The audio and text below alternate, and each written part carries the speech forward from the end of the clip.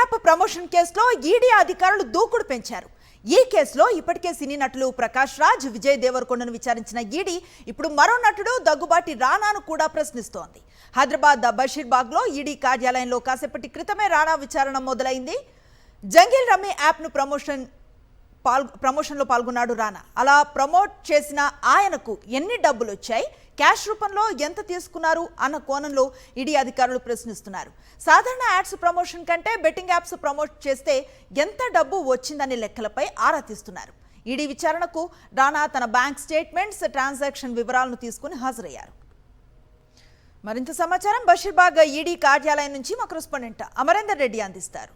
Betting app promotion కేసులో ED అధికారులు దూకుడు పెంచారు. ఇప్పటికే సినీ నటులను ఒక్కొక్కరిగా విచారిస్తూ ఉన్నారు. ముఖ్యంగా ఈ కేసుకు సంబంధించి చూసుకుంటే సినీ నటులు, ఇటు సోషల్ మీడియా ఇన్ఫ్లుయెన్సర్లు కూడా బెట్టింగ్ యాప్ ప్రమోషన్ నిర్వహించారు. ఇప్పటికే తెలంగాణ పోలీసులు నమోదు చేసిన కేసు ఆధారంగా ఈడీ ఈసీఆర్ కూడా నమోదు చేసింది. ఇప్పటికే విజయ్ దేవరకొండతో పాటు ప్రకాష్ రాజ్ ఈడీ విచారణకు హాజరయ్యారు. ఇవాళ ఈడీ విచారణకు రానా, దగ్గుబాటి విచారణ కూడా హాజరయ్యారు. ముఖ్యంగా అతనికి సంబంధించిన బ్యాంకు స్టేట్మెంట్లు, ట్రాన్సాక్షన్లకు సంబంధించి అన్ని ఆధారాలతో ఐటీకి సంబంధించిన 36 ఫామ్ అన్ని కూడా తీసుకొచ్చి ఈడీ విచారణకైతే హాజరయ్యారు. ప్రస్తుతం ఈడీ అధికారులు ఆయన్ని విచారిస్తున్నారు. ముఖ్యంగా ఈ కేసుకు సంబంధించి చూసుకుంటే జంగిల్ రమ్మీ అనే యాప్ను, గేమింగ్ యాప్ను అతను ప్రమోషన్ నిర్వహించాడు. దీంతో చాలామంది బెట్టింగ్ సంబంధించి బెట్టింగ్లు పెట్టి దీని ద్వారా చాలామంది అమాయకులు బెట్టింగ్లో నష్టపోయారు. నష్టపోయిన తర్వాత చాలామంది యువకులు బలవన్మరణకు పాల్పడ్డారు. అయితే ఈ కేసుకు సంబంధించి ప్రస్తుతం ఈడీ అధికారులు అయితే దర్యాప్తు చేస్తున్నారు. మనీ లాండరింగ్ అంశాలు 13/1, 13/2 రెండు సెక్షన్లు పిఎంఎల్ యాక్ట్ కింద కేసు నమోదు చేసిన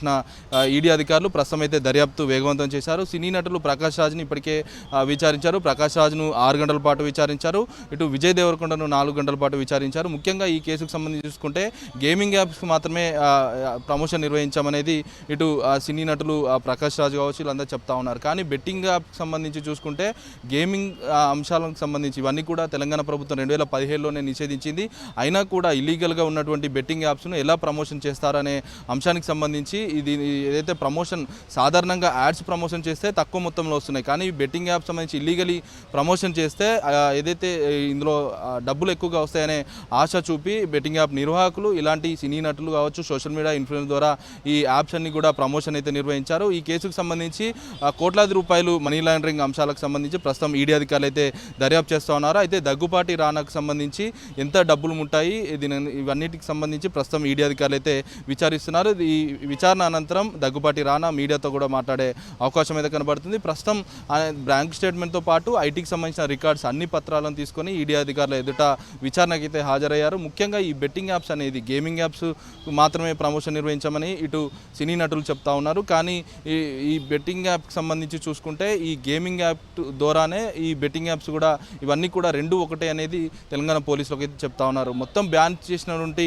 ఈ యాప్స్ ఎందుకు ప్రమోషన్ చేశారనేది ఇప్పుడు పోలీసులు ఇప్పటికే దర్యాప్తు చేశారు. ప్రస్తుతం ఈడీ అధికారులు కూడా ఎంత పెద్దంలో డబ్బులు ముట్టాయన్న కోణంలో ప్రస్తుతం దగ్గుబాటి రానాని అయితే విచారిస్తున్నారు. Vote studio.